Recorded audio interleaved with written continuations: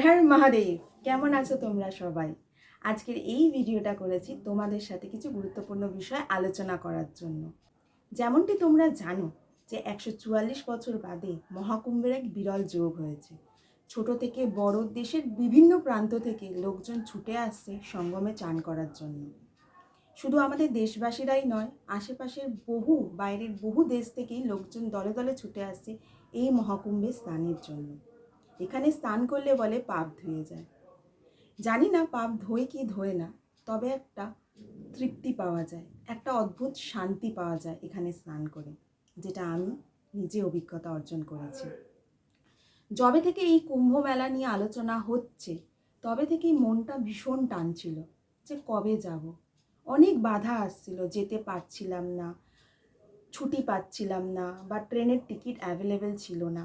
অনেক কিছু বাধা আসছিল, যেতে পারবো কি পারবো না সবই মহাদেবের ওপর ছেড়ে দিয়েছিলাম।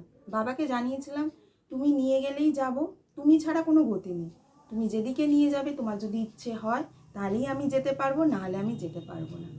আমি প্রায় আশা ছেড়েই দিয়েছিলাম যে এবারে হয়তো আমি কুম্ভতে যেতেই পারবো না, সেই পবিত্র জলে স্নান হয়তো আমার এই জন্মে আর করা হবে না। কিন্তু কথায় বলে না যে বিধাতা কি লিখে রেখে দিয়েছে তোমার কপালে সেটা তুমি জানতে পারবে না, সেই রকমই ঘটেছিল খানিকটা আমার সাথে। আমি গত 1 ফেব্রুয়ারিতে প্রয়াগরাজের উদ্দেশ্যে যাত্রা শুরু করি।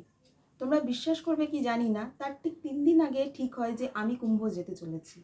তার আগে অবধি অনিশ্চয়তা ছিল যে আমি আদৌ কুম্ভে যেতে পারবো কি পারবো না, কোনো কিছুই প্ল্যান ছিল না।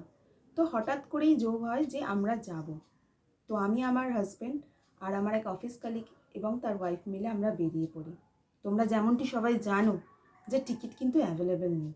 সত্যি কথা বলতে আমিও অনেক খুঁজেছি, টিকিট একটুও অ্যাভেলেবেল ছিল না। তো আমি কি করি, আমি ব্রেক জার্নি করে যাই। আমি এখান থেকে গয়া অবধি যাই ভায়া বন্দে ভারত, যেখানে টিকিট কিন্তু অ্যাভেলেবেল ছিল। আর ওখান থেকে দুপুর 2টোর সময় একটা ট্রেন ছাড়ে, যেটা গয়া থেকে ছাড়ে এবং যায় নিউ দিল্লি ভায়া প্রয়াগরাজ হয়ে। তো ওটারই জেনারেল কম্পার্টমেন্টে আমি চড়ে বসি। মহাদেব টেনেছে যখন যেতে তো হবে। কিন্তু বিশ্বাস করো, মানে কিভাবে যে জেনারেলে উঠে গেলাম ওই ভিড়ের মধ্যে দিয়ে, আমি বসার সিটও পেয়ে গেলাম। তোমরা ভাবতে পারছো এটা মহাদেবের কৃপা ছাড়া আর কিছুই না।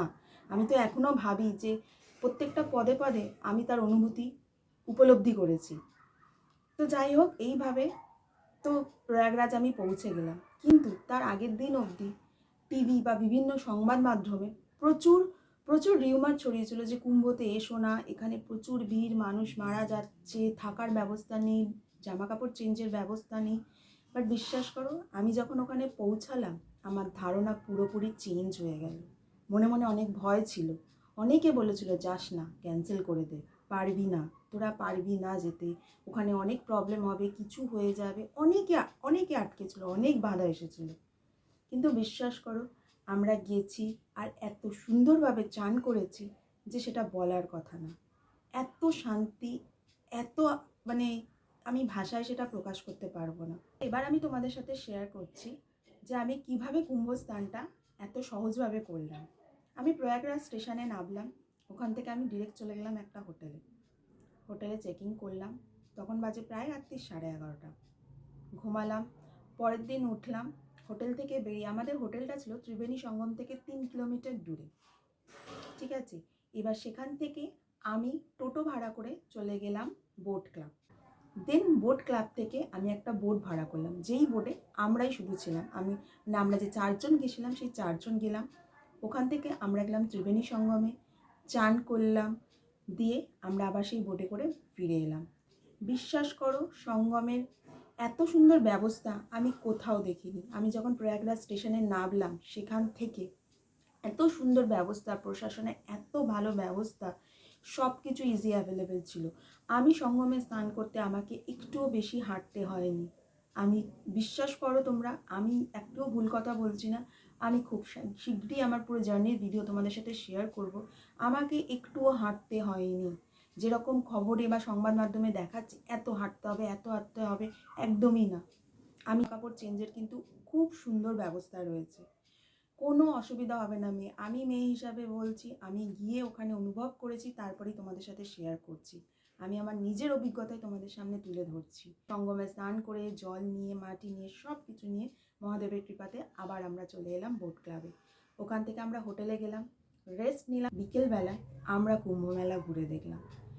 আমার এক ফোঁটা কুম্ভমেলা ঘুরতে কোনো অসুবিধা হয়নি। এত সুন্দর প্রশাসন ব্যবস্থা নিয়েছে, রাস্তায় একটা চকলেটের র্যাপার পর্যন্ত পড়েছিল না।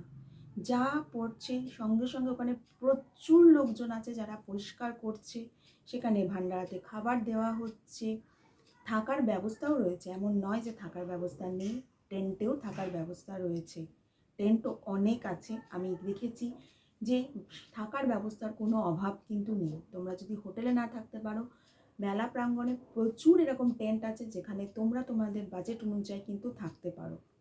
এত সুন্দর ব্যবস্থা হয়েছে, কোনো রকম ভিড় ঠেলাঠেলি কিন্তু হয়নি।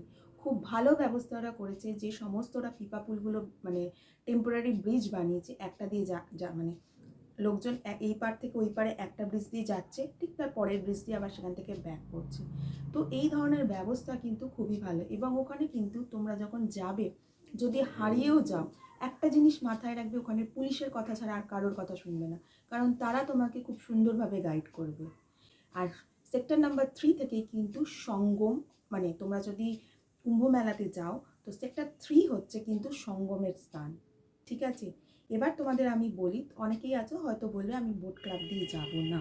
তারা কি করবে, প্রয়াগরাজ স্টেশনে নামবে, অটো বা টোটো ধরবে, চলে যাবে সঙ্গমদার সেক্টর নাম্বার 3।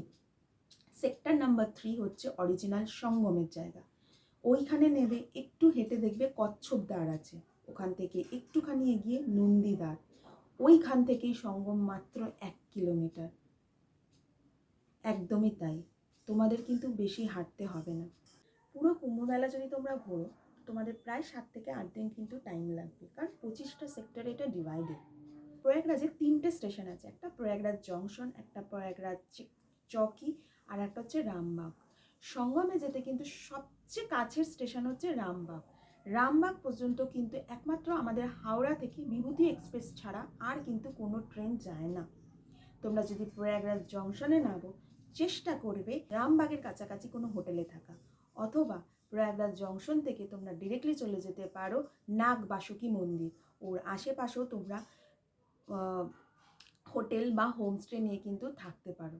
আরেকটা কথা বলে দিই, এখান থেকে কোনো হোমস্টে বা হোটেলের বুকিং কিন্তু অ্যাডভান্স হচ্ছে না, তোমাদের গিয়ে স্পটে বুকিং করতে হবে।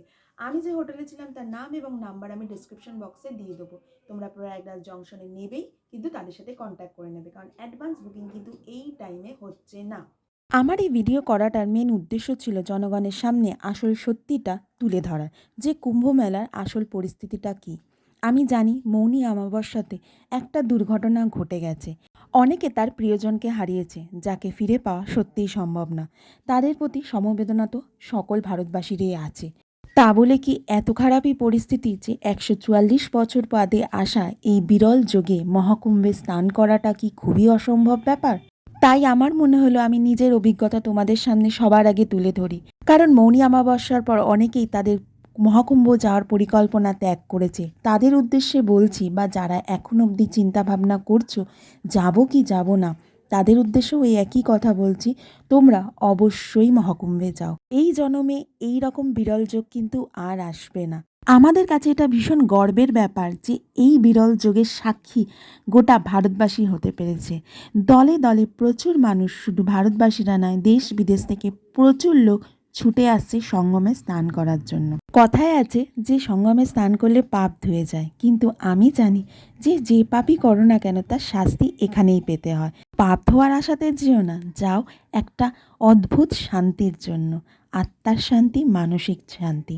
চারিদিকে দেখবে বিভিন্ন জাতি ধর্মের লোক একত্রিত হয়েছে এই মহাকুম্ভে। এই সঙ্গমে সবাই মিলে মিশে একাকার হয়ে গেছে। এখানে না আছে কেউ ধনী, না আছে গরিব, সবাই বাবার ভক্ত। কুম্ভ মেলার চারিদিকের পরিবেশ না তোমাকে অদ্ভুত একটা শান্তি দেবে। তাই বলছি, আর দুটো সাই চানের তারিখ রয়েছে, এছাড়াও তোমরা চাইলে কিন্তু যে কোনো দিন চান করতে পারো, কোনো অসুবিধা নেই। 26 তারিখ অবধি রয়েছে এই মহাকুম্ভের স্নানের তিথি। তো ঝটপট করে ব্যাগ গোছাও আর বেরিয়ে পড়ো বাবার নাম নিয়ে, কোনো অসুবিধা হবে না। আশেপাশের কোনো গুজবে কান দিও না, সোজা চলে যাও মহাকুম্ভে আর ত্রিবেণী সঙ্গমে চান করো, অদ্ভুত শান্তি পাবে, কথা দিলাম। তো চলো আজ এই অবধি, খুব তাড়াতাড়ি দেখা হচ্ছে নতুন কোনো ভিডিও নিয়ে। হর হর মহাদেব, বাবার নাম নিয়ে বেরিয়ে পড়ো সবাই।